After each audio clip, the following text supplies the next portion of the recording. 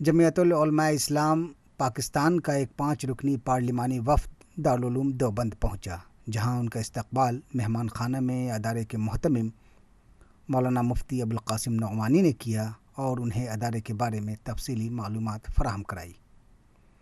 وفد میں رکن پارلیمان مولانا عطاء الرحمن، مولانا اسد محمود، مولانا صلاح الدین ایوبی، مولانا عبدالواسع، مولانا عبدالشکور شامل تھے۔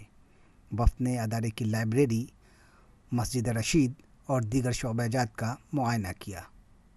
وفد کے قائد اور پاکستان کے حزب اختلاف کے رہنما مولانا عطاء الرحمن نے اس موقع پر ETV بھارت سے بات کرتے ہوئے کہا کہ ہم دونوں ملکوں کے درمیان پیار، محبت و اخوت کا رشتہ پروان چڑھانا چاہتے ہیں۔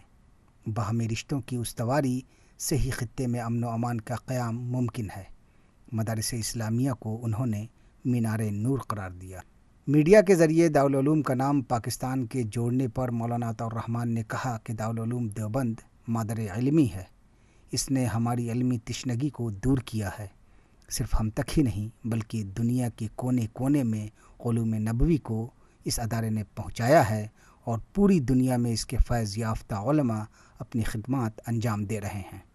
انہوں نے کہا کہ صرف دارالعلوم دیوبند ہی نہیں بلکہ پوری دنیا میں جہاں پر بھی دینی اور علمی کام ہو رہے ہیں وہاں دہشت گردی کا تصور بھی نہیں کیا جا سکتا۔